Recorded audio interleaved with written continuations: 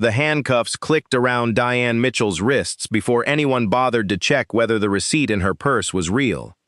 She stood beneath the soft gold lights of Bellamy and Crown, surrounded by glass cases filled with diamonds, while a white police officer told her not to make things harder than they already were.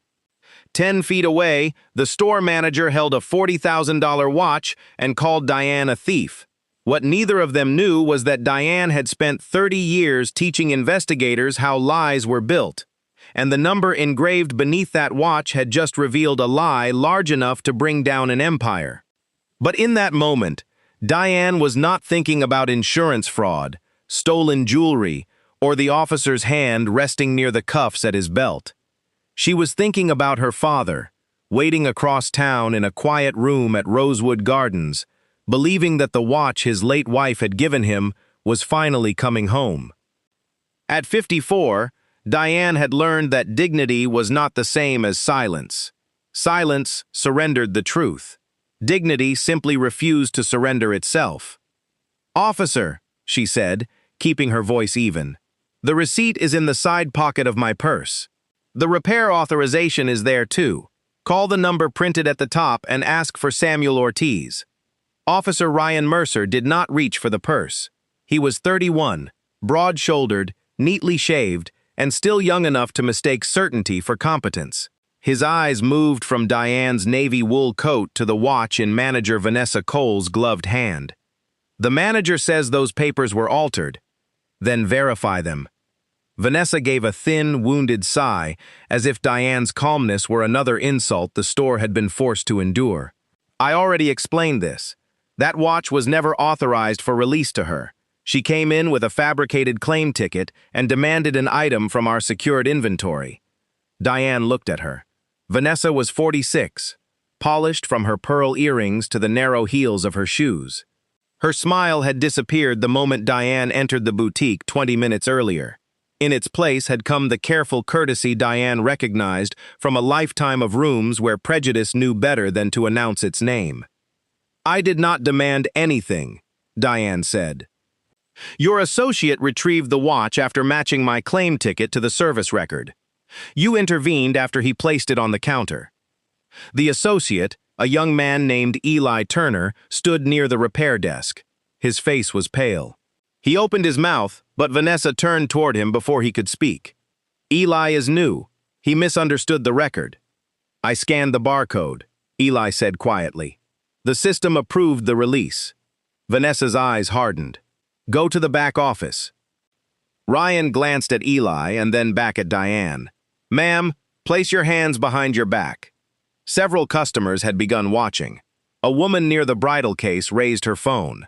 An older man looked away, suddenly fascinated by a tray of cufflinks. Diane felt the familiar heat of public suspicion, the strange transformation by which a person could become guilty in the eyes of a room simply because someone in authority had spoken first. "Am I under arrest?" she asked. "You're being detained while we sort this out." "Then sort it out before you restrain me." His jaw tightened. "Hands behind your back."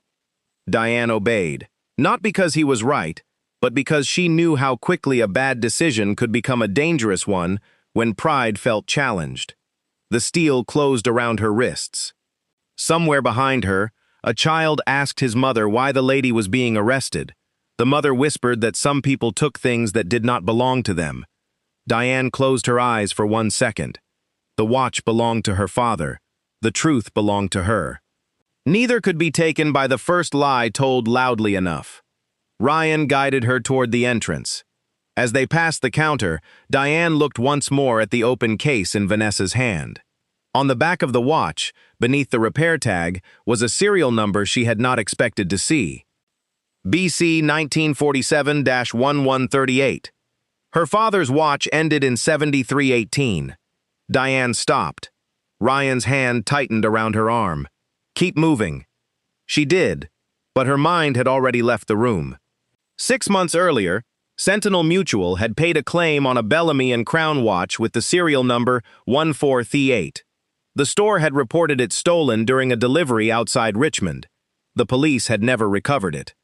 Yet it was now sitting in Vanessa Cole's hand, wearing her father's repair tag. Diane turned her head slightly. Ms. Cole, do not alter the service record, do not move that watch, and do not erase today's security footage. Vanessa laughed, but the color had drained from her face. Is that another threat? No, Diane said. It is the last courtesy I will offer you. Outside, cold November rain had begun to silver the sidewalks of Langford, Virginia. Shoppers slowed as Ryan placed Diane in the rear seat of his patrol car. Through the window, she saw Vanessa standing inside the doorway, one hand pressed to her chest, performing relief for anyone still watching. Then Vanessa looked directly at Diane. For the first time, there was no superiority in her expression. There was fear. 3 hours earlier, Diane had been sitting beside her father while he pretended not to care about his birthday. Isaiah Mitchell would turn 80 the next morning. He had spent 42 years repairing clocks in a narrow shop on Jefferson Street, where the walls had ticked with 100 different rhythms, and every child in the neighborhood knew he kept peppermint candies in the second drawer. He had raised Diane and her younger brother after their mother died. He had taught them to arrive early, tell the truth before it became convenient, and never confuse expensive things with valuable ones. Now age had bent his back and clouded parts of his memory, but it had not softened his humor. 80 is a rumor, he told Diane from his chair by the window, started by people who count too much. The cake has 80 candles. Then the cake is involved in the conspiracy. Diane smiled and adjusted the blanket over his knees. On the table beside him stood a photograph of her mother, Ruth, taken in 1974. She was laughing on the steps of the Jefferson Street shop, her hair lifted by summer wind, Isaiah's arm around her waist. For their 10th anniversary, Ruth had saved for nearly 2 years to buy Isaiah a Bellamy Meridian wristwatch. It was not the most expensive model, but she had ordered a private inscription on the back. Time cannot keep love. It can only prove that love stayed. Isaiah wore it every day for 46 years. After Ruth died, he sometimes rested 2 fingers on the watch, as though checking for a pulse. When the winding stem broke that summer, Diane took it to Bellamy and Crown because the company still serviced its older pieces. The repair had taken 4 months. They called yesterday, she told him. It's ready. His eyes moved to the bare place on his wrist. Your mother always said I was late until she bought me that watch. Then I had no excuse. I'll bring it tonight. Tomorrow is soon enough.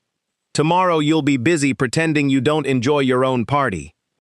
Isaiah looked at her with the patient tenderness that had steadied her since childhood. You work too much, baby girl. I'm 54, and I'm still your father. We both have our burdens. He did not know much about the case consuming her office.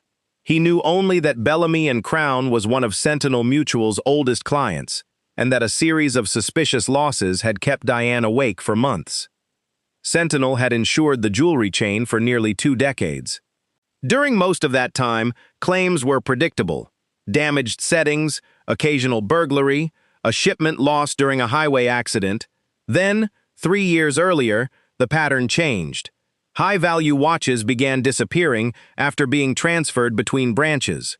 Rare stones vanished from locked rooms without signs of forced entry. Customers reported thefts within weeks of purchasing pieces whose appraisals had recently increased. Each event appeared separate. Together, they had cost Sentinel more than $8 million. Diane headed the Special Investigations Division. She had built her career by noticing what other people dismissed: dates that aligned too neatly, signatures that changed only when money increased, employees whose schedules placed them near every unlucky coincidence. Her team had identified one common point. 11 disputed items had passed through the Langford branch, managed by Vanessa Cole. But suspicion was not proof. Vanessa's records were immaculate. Security footage always had an explanation. The company's regional director, Charles Bellamy Jr., defended her as one of their finest managers. Diane had never met Vanessa. She had deliberately kept her name out of requests sent to the store, allowing her deputy, Marcus Green, to conduct formal interviews. Her visit that afternoon was personal. She intended to retrieve her father's watch, return to the office for 2 hours, and then buy the peach pie Isaiah liked from a bakery near his old shop. The first sign of trouble came when Vanessa asked to see Diane's identification twice. Eli had already scanned the repair ticket and found the service order. He retrieved a leather presentation case from the secured cabinet and smiled as he placed it before Diane. "A beautiful piece," he said. "Our technician replaced the mainspring and winding stem, cleaned the movement, and pressure-tested the seal. Would you like to inspect it?" Diane opened the case. The watch looked younger than her memories of it. Its gold bezel had been polished, the cream dial carefully restored. For a moment she saw her father's hand at the kitchen table, tapping the glass while teaching her how the smallest gears carried the largest promises. Then Vanessa approached. "May I see your claim ticket?" Diane handed it over.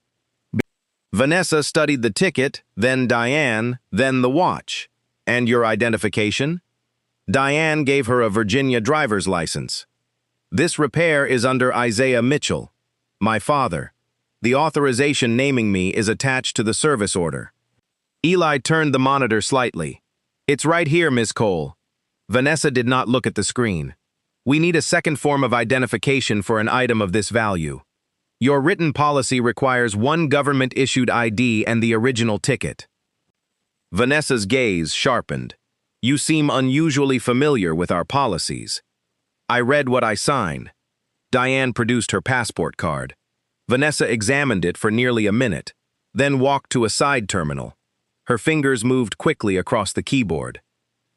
"There is a discrepancy," she said. "What discrepancy?"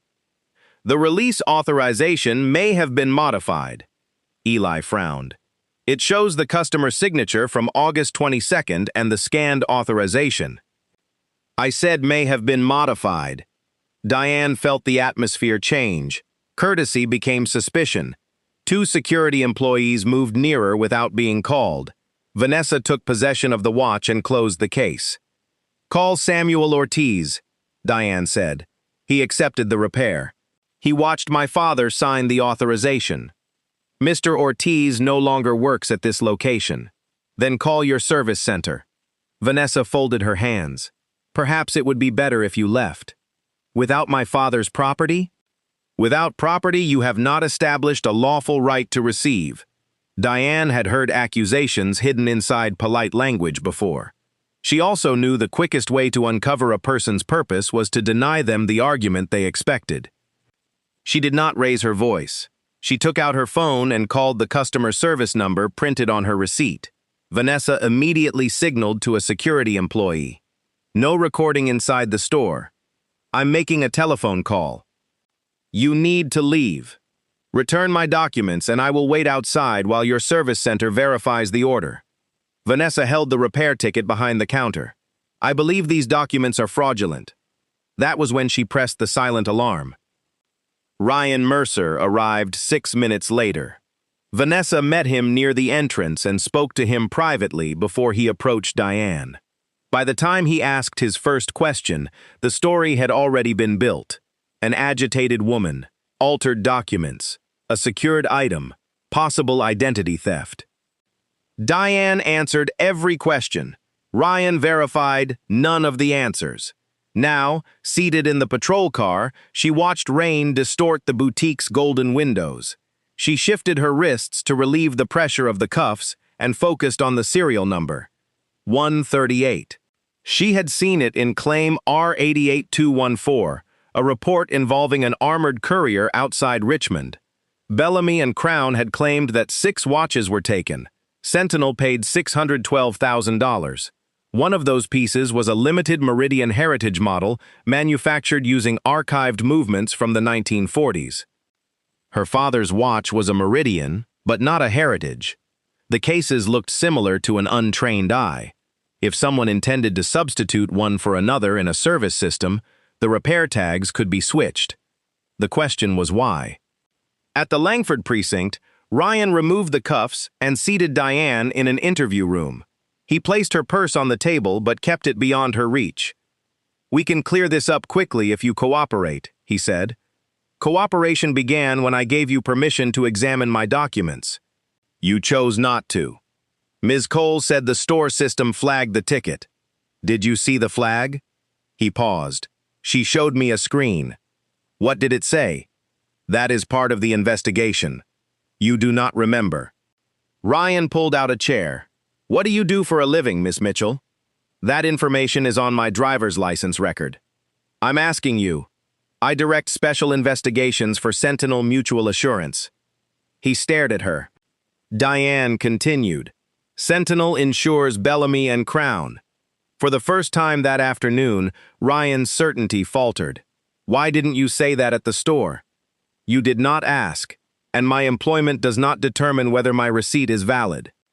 You expect me to believe you happened to investigate the company where you were accused of taking a watch?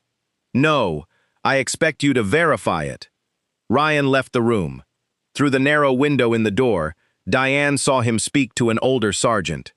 The sergeant looked toward her, then reached for a telephone. 5 minutes later, the door opened and Sergeant Helen Alvarez entered. She was in her late 50s, with silver threaded through her dark hair and the tired, attentive eyes of someone who had learned to distrust easy conclusions. Ms. Mitchell, I'm Sergeant Alvarez. I'm sorry you've been kept waiting. Have I been charged? No. Then I would like my belongings and my freedom to leave. Alvarez set Diane's purse on the table. Sentinel confirmed your position. Bellamy's service center also confirmed that the repair ticket is genuine and that you are authorized to retrieve the watch. Diane held her gaze. How long did those 2 calls take? Alvarez did not insult her by pretending not to understand. Less than 4 minutes. Ryan stood behind the sergeant, his face red. The store now claims there may have been an internal record error, Alvarez continued. They are no longer requesting charges. A record error did not put handcuffs on me. No, ma'am. Diane rubbed the marks around her wrists. I need to make 2 calls before I leave. Alvarez nodded and stepped out. Ryan remained. I was responding to a reported theft, he said. You were responding to a person who reported a theft. Those are not the same thing. I had to make a decision. Yes. You decided the manager's confidence was evidence and my documentation was inconvenience. He looked toward the door. I followed procedure. Diane's voice softened, which unsettled him more than anger might have. If that were true, Officer Mercer, 4 minutes of procedure would have prevented 3 hours of harm. She called Marcus Green first. Marcus had worked beside her for 12 years. A former state financial crimes investigator, he possessed the rare gift of being methodical without becoming slow. When Diane gave him the serial number, he stopped her halfway through repeating it. That's the Richmond Heritage watch. I believe it was placed in my father's service case. Are you certain? I saw the engraving. Pull the claim file and notify state fraud enforcement. Quietly. We need a preservation request for today's footage, point of sale records, access logs, and the service database. Where are you? Diane looked through the window at Ryan. Langford Precinct. Marcus was silent for 2 seconds. Why? Because Vanessa Cole accused me of trying to steal it. His voice changed. Are you all right? I am. My father's watch is still missing. I'll call Judge Holloway's clerk. Do not overreach because it happened to me. Use the same facts we would use for anyone.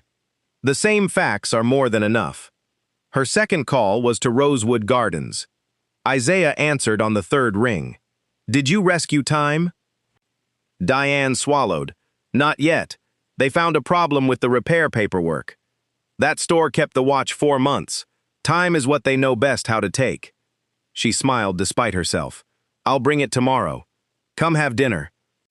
I have to finish something at work. Diane. He used her name only when he wanted the truth. I'm all right, Daddy. The pause on the line held 40 years of a father hearing what his child did not say. Your mother's watch is not worth losing your peace over. It was your watch. Everything she touched became hers. After the call, Sergeant Alvarez returned Diane's coat and offered to arrange transportation. Diane declined. Before leaving, she requested the incident number, Ryan's badge number, and instructions for obtaining body camera footage.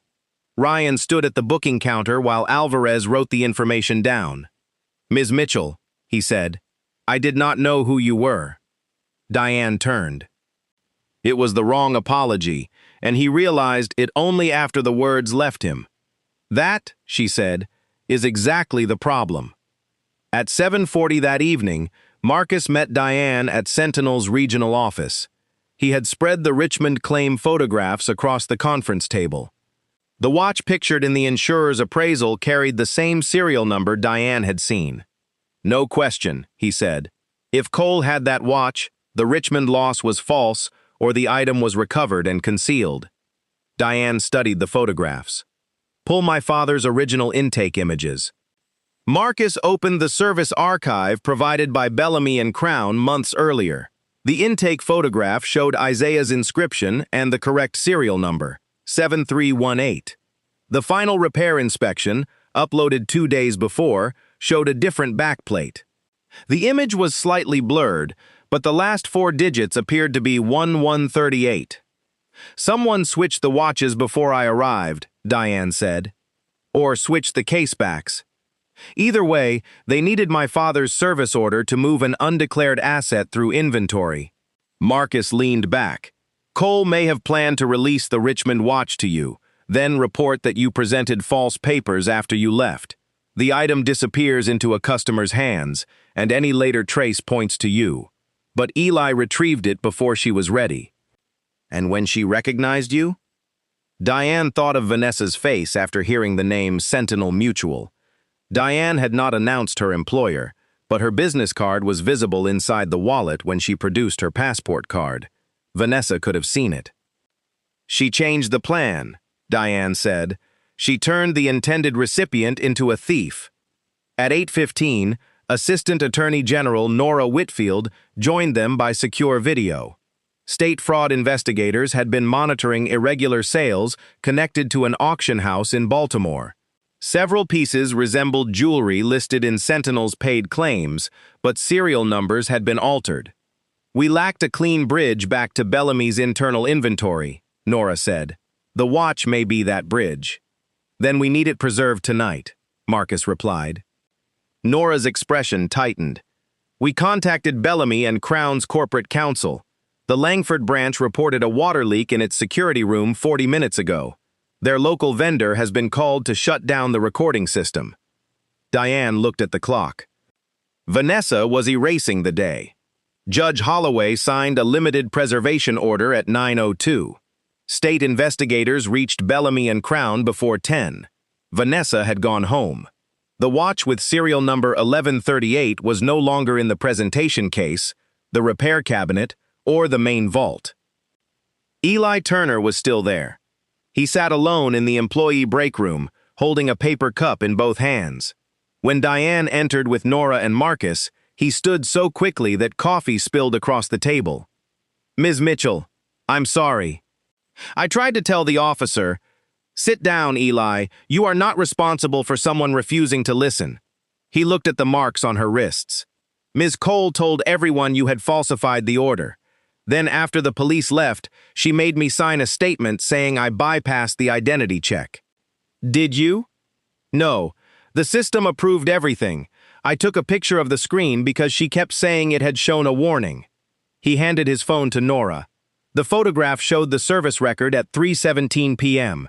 Status: verified for authorized pickup. No warning appeared. "What happened to the watch?" Marcus asked. Eli glanced toward the door. "Ms. Cole took it downstairs. There's an old appraisal room in the basement that isn't used anymore." The investigators found the presentation case in a trash bin behind the building. The repair tag had been torn off. In the basement appraisal room, they found a polishing cloth with fresh metallic residue, a set of engraving tools, and a small envelope containing 3 removed serial plates. The watch itself was gone. At midnight, Diane finally went to Rosewood Gardens. Most of the building was dark. Isaiah was asleep in his chair, the television murmuring to an empty room. On the table were 2 covered dinner plates. Diane turned off the television. Isaiah opened his eyes. "You found trouble," he said. "Trouble found me first." She told him what had happened, not every detail, but enough. When she described the handcuffs, his face became very still. He had grown up in Virginia, where a black man could do everything right and still be required to prove he belonged in his own life. He had tried to raise his children without passing all of that fear into them. Yet some fears traveled through families without needing words. "Did he hurt you?" Isaiah asked. "No." "Did he hear you?" Diane looked down. "Not until someone else told him I mattered." Isaiah reached for her hand. "You mattered before he knew your title." "I know. Knowing a thing does not stop it from hurting." For a moment, she was 8 years old again, sitting behind the counter of his clock shop after a teacher accused her of copying a perfect test. Isaiah had not shouted. He had asked the teacher to place Diane at a clean desk and let her take another test. She scored 1 point higher. On the walk home, he told her that vindication could restore a record, but it could not always restore the hour in which someone had chosen not to see you. Now he examined the red line around her wrist. "What will you do?" he asked. "Find your watch. And after that, find the truth. In that order?" Diane smiled faintly. "You raised an investigator. You knew the risk." By dawn, the case had widened. Access logs showed Vanessa entered the service database from home at 5:46 that morning, hours before Diane arrived. She opened Isaiah Mitchell's record, the Richmond loss file, and an unassigned transfer manifest. At 4:03 p.m., while Diane sat handcuffed in the patrol car, Vanessa changed the pickup status from verified to disputed. She had created the warning after the arrest. Ryan Mercer arrived for duty at 7. Sergeant Alvarez met him before roll call and directed him to an interview room. Waiting inside were Nora Whitfield, a state investigator, and Diane. Ryan stopped in the doorway. Diane wore a charcoal suit and a Sentinel identification badge. There was no triumph in her face. That troubled him more than anger. Nora indicated the chair. "Officer Mercer, this interview concerns possible evidence tampering and insurance fraud at Bellamy and Crown. You are currently a witness. Your conduct during yesterday's detention will be reviewed separately by your department." Ryan sat down. The state investigator played a portion of his body camera footage. Vanessa's voice filled the room. "She came in demanding the Heritage Watch. The documents are obviously altered. Our system flagged her name. She became confrontational when I refused to release it. I believe she may be part of a larger theft ring." The footage showed Ryan asking no follow-up questions about the alleged flag. It showed Diane offering the service center number. It showed Eli saying the system approved the release. It showed Ryan turning away from him. Ryan stared at the table.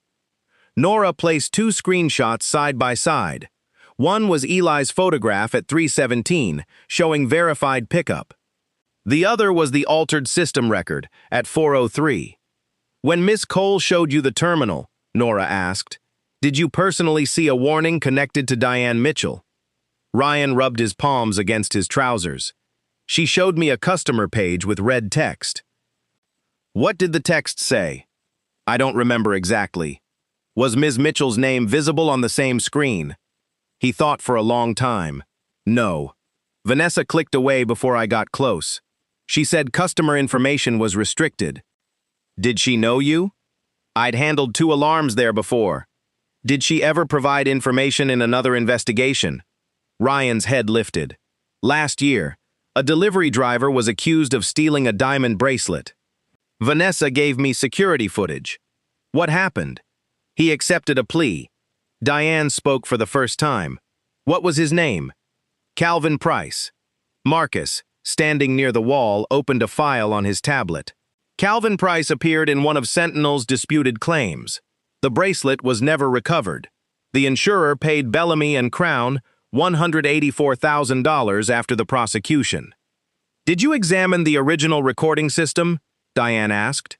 "Or only the clip Vanessa gave you?" "Only the clip." "Did it show Mr. Price taking the bracelet?" It showed him entering the appraisal room and leaving with a delivery pouch, which was his job. Ryan's face lost color. Vanessa said the bracelet was in the pouch. Diane leaned forward. Yesterday she told you I was a thief. You treated her conclusion as evidence. A year ago she told you Calvin Price was a thief. Did you do the same? His answer was barely audible. Yes. Nora closed the file. Mr. Price served 11 months. He has maintained that the clip was edited. Ryan looked toward Diane. I thought she was helping us. That is why trust must be tested, Diane said, especially when it makes our work easy. He drew a slow breath. What do you need from me? It was the first useful question he had asked her.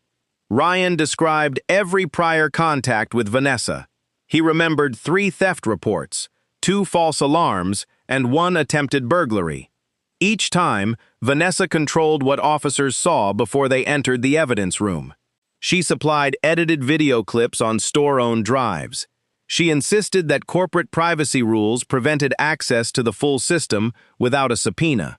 Because Bellamy and Crown was respected and Vanessa appeared cooperative, no one pushed harder. Ryan also remembered something from Diane's arrest.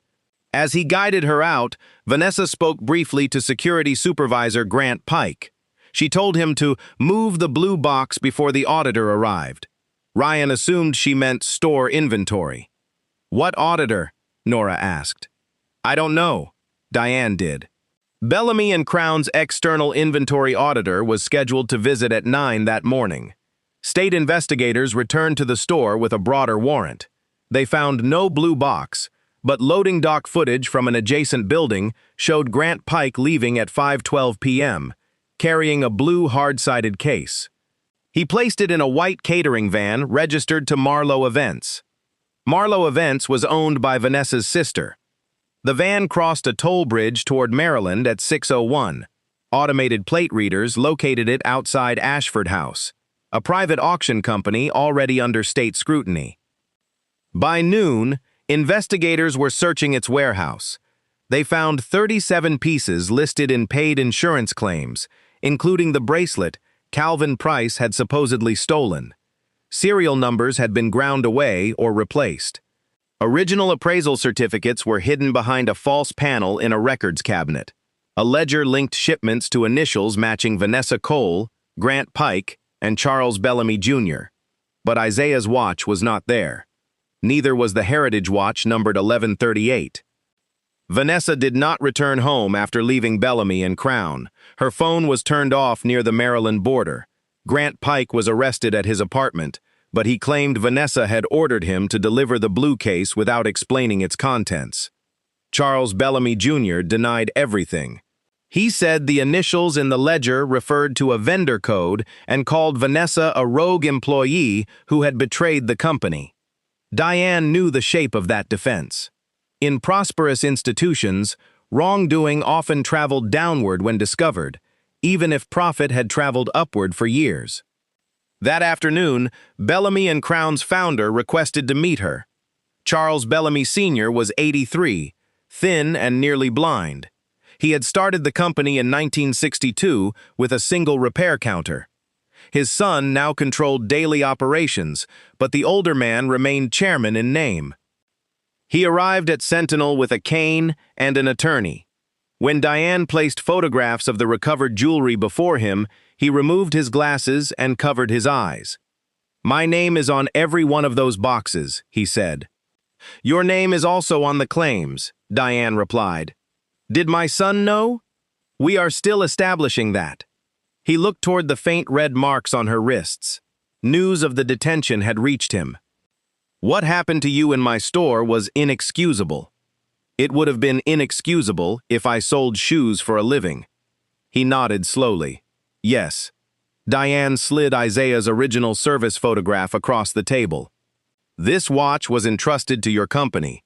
It disappeared while your manager attempted to conceal another insured item under its repair tag.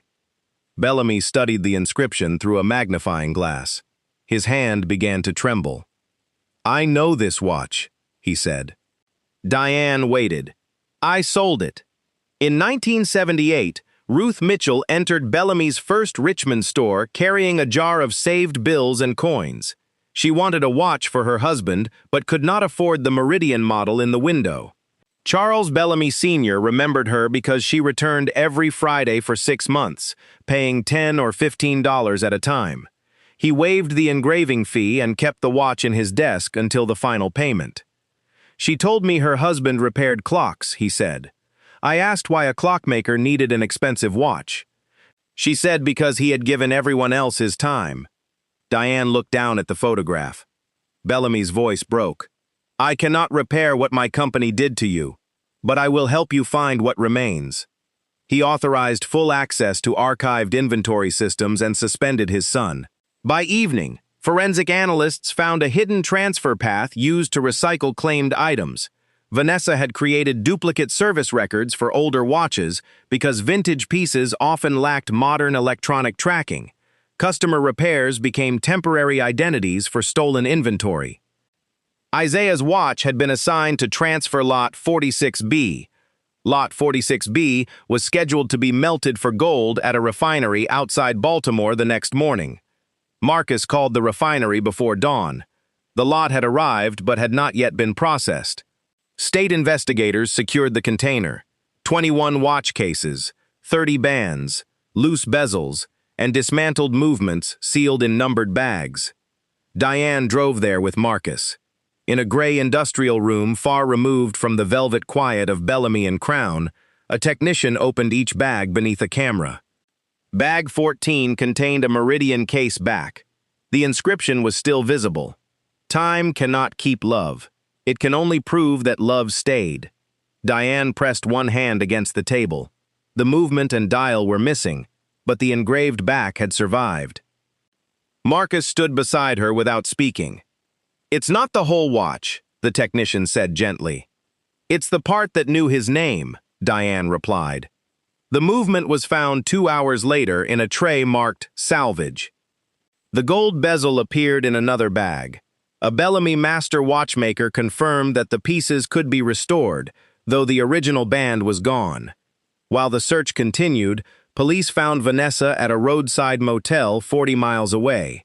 She surrendered without resistance. In her luggage were 2 passports, $28,000 in cash, the heritage watch numbered 1138, and a small velvet pouch containing Isaiah's broken winding stem. The evidence was overwhelming, but Vanessa still had one story left to tell. During her interview, she insisted the fraud began with Charles Bellamy Jr. Falling sales had threatened several branches. He ordered selected inventory, reported stolen, so insurance money could cover losses, then expanded the arrangement when no one detected it. Vanessa managed false service identities. Grant Pike moved the pieces. Ashford House sold them privately after identifiers were changed. When Diane entered the store, Vanessa did not recognize her immediately. She intended to use Isaiah's service order to move Watch 138 out of the branch. Eli retrieved it too early. Then Vanessa saw Sentinel Mutual on Diane's business card and panicked. She believed Diane had come undercover. "So you accused her first," Nora said during the recorded interview. Vanessa stared at the wall. "I needed time." "You had her handcuffed to buy time?" "The officer made that decision." It was the answer Ryan had feared. Vanessa had given him the lie, but he had supplied its force. In the weeks that followed, Charles Bellamy Jr. and Grant Pike were charged in connection with the fraudulent claims and evidence tampering. Ashford House lost its license, and Sentinel began restitution proceedings. Calvin Price's case was reopened. The recovered bracelet, original footage, and Vanessa's records showed he had been framed. His conviction was vacated. When Calvin left the courthouse, Ryan Mercer was waiting outside. Calvin was 42, quiet, and thinner than the man in the old booking photograph. He had lost his delivery job, his apartment, and nearly a year with his daughter. No court order could return those months. Ryan approached without uniform or badge. "Mr. Price, I was the officer who built the case against you. I know who you are. I accepted a story because it was easy to accept. I did not examine the full video. I did not test what I was told. What happened to you is partly my responsibility." Calvin looked past him toward the courthouse steps. "Are you asking me to forgive you?" "No, I'm telling you the truth without asking you to make me feel better about it." Calvin studied him for a long moment. "Then do something useful with the shame." Ryan nodded. "I intend to." The department's review found that Ryan had violated policy by restraining Diane before establishing probable cause, and by failing to interview a material witness at the scene. He received a suspension, lost eligibility for promotion that year, and was required to complete remedial training. Some officers told him he had been sacrificed because Diane was powerful. Ryan knew better. Diane's power had not caused his mistake. It had merely prevented the mistake from being buried. He requested assignment to Sergeant Alvarez's evidence review unit during his suspension period. On his own time, he began examining older retail theft reports connected to cooperative complainants whose evidence had never been independently verified. 3 months after the arrest, Diane spoke at a departmental training session. Ryan sat in the front row. She did not show the photograph of herself in handcuffs.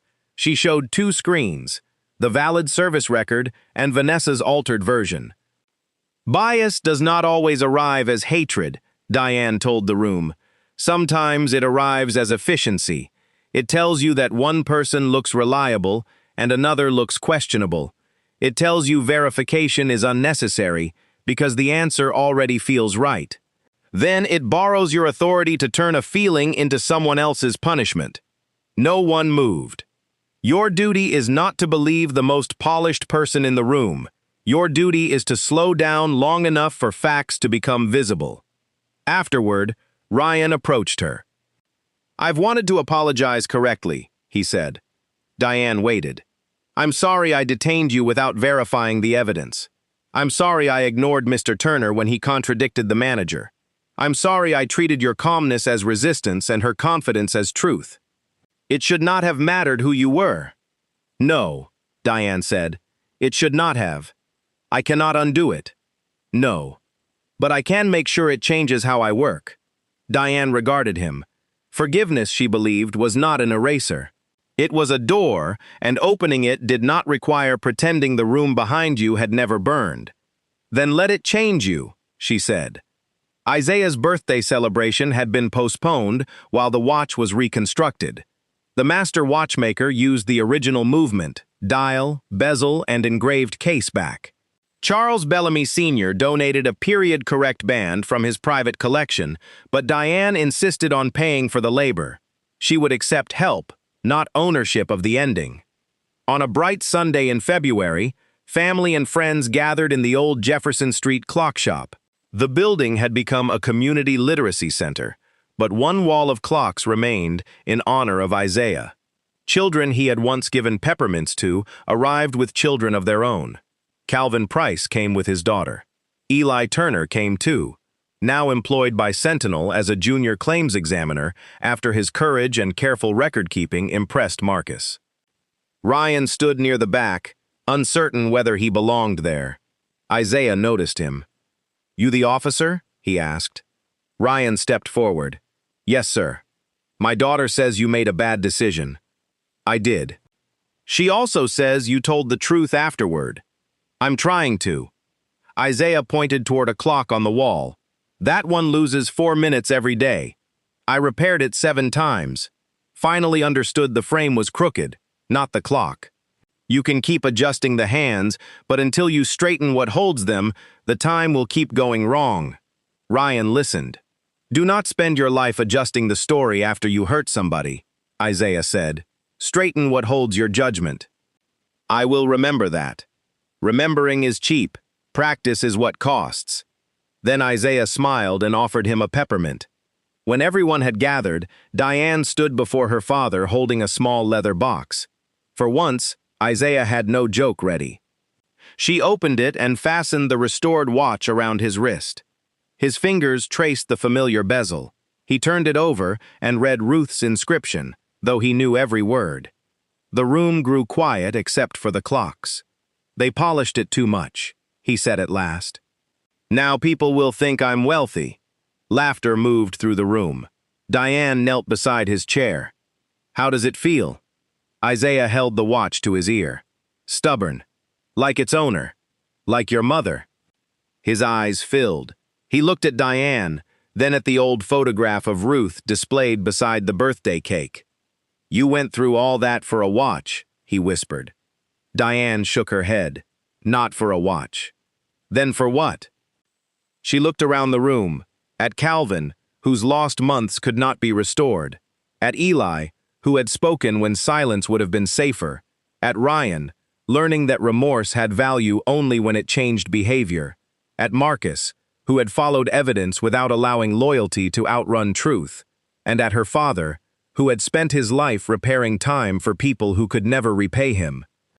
For the right to say what happened, she answered. For everyone who was called dishonest because someone found it easier than listening. For every person whose truth was treated as less valuable than another person's comfort. Isaiah rested his palm against her cheek. And did you win? Diane considered the question. Vanessa's arrest was not a victory by itself. Bellamy and Crown's restitution could not return Calvin's year.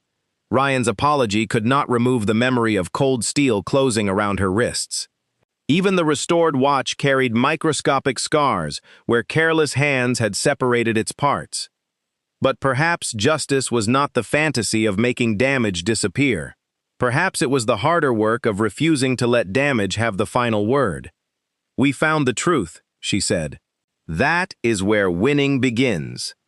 Isaiah looked again at the inscription. Time cannot keep love. It can only prove that love stayed. At 4 that afternoon, the clocks along the wall began striking the hour. They did not strike together.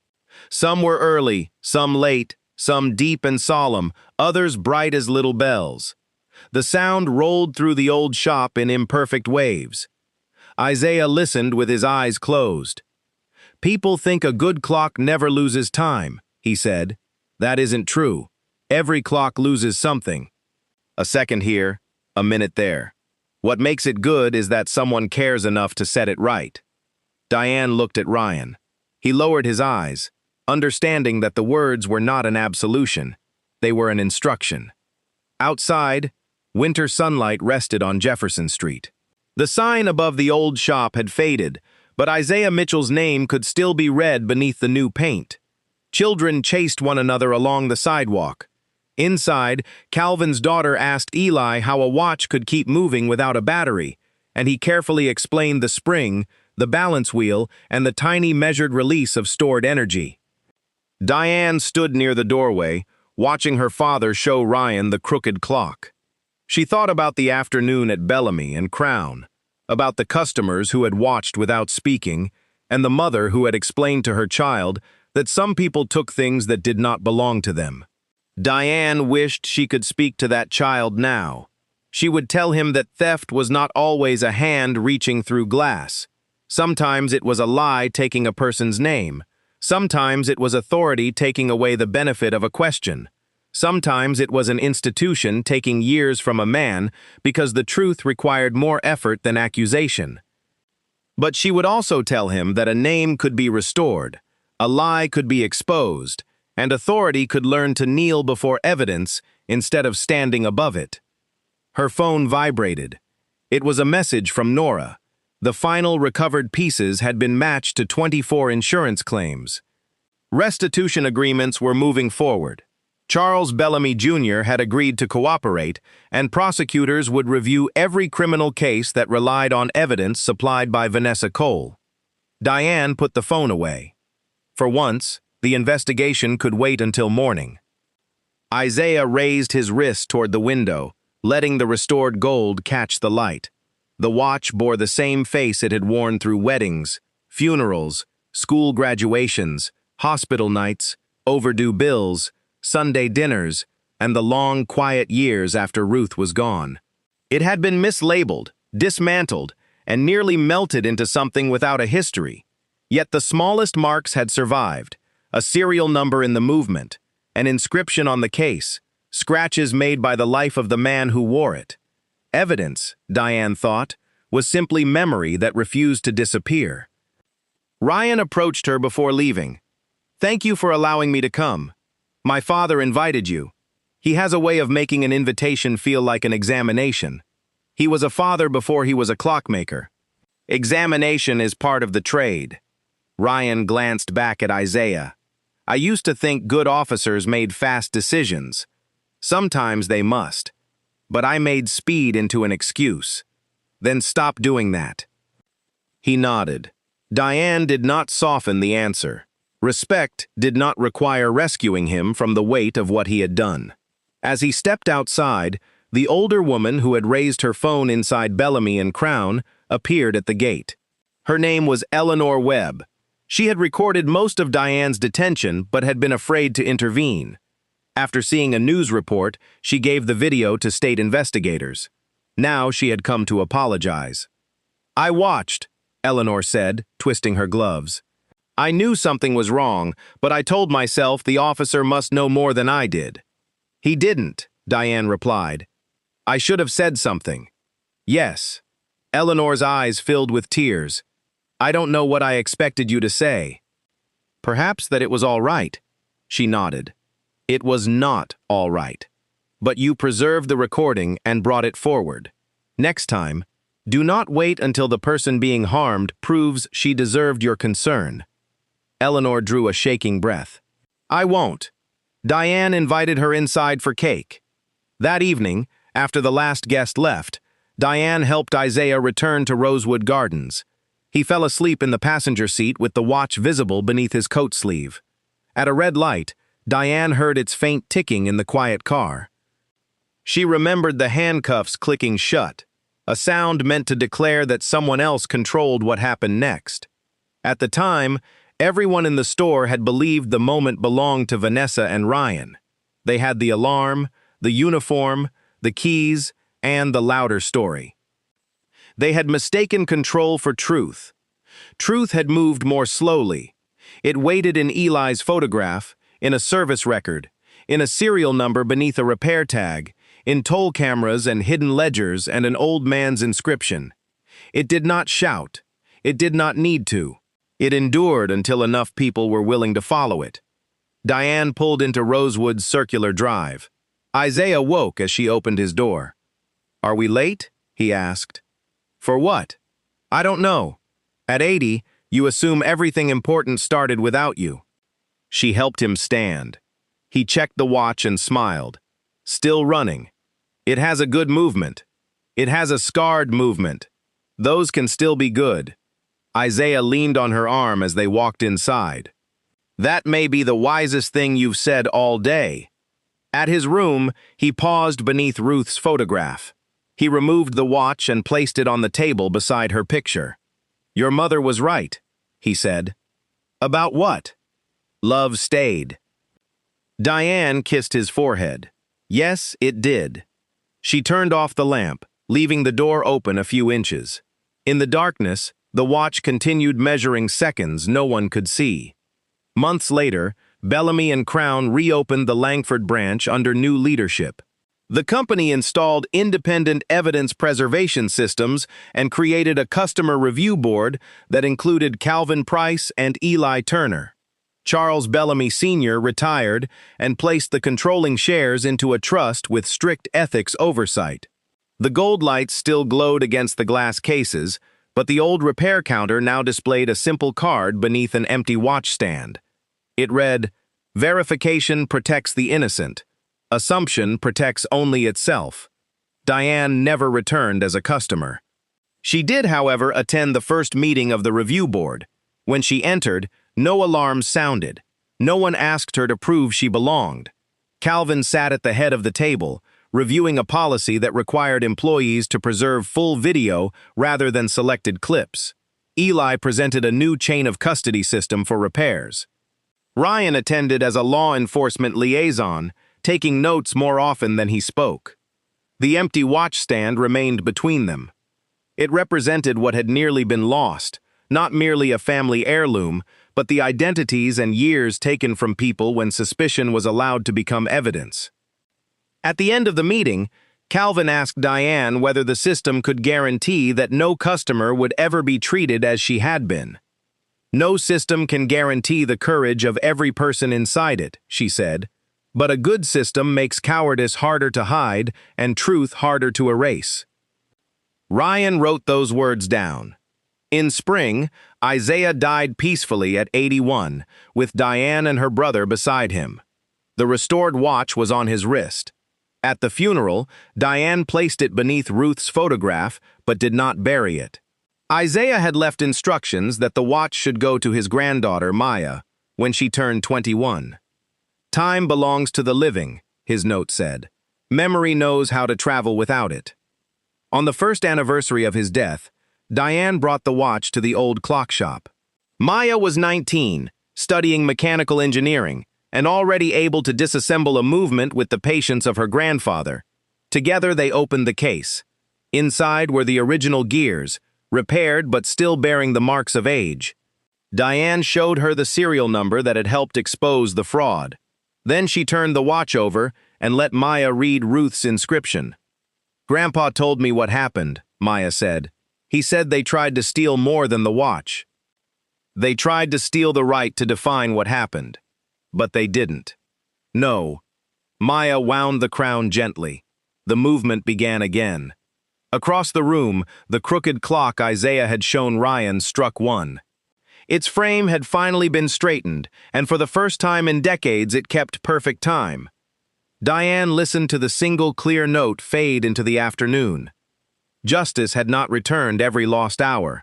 It had not made every wound invisible. It had done something more honest. It had named the harm, followed the truth, restored what could be restored, and demanded that those who remained carry the lesson forward. The watch ticked in Maya's hands. Not loudly, not triumphantly, faithfully.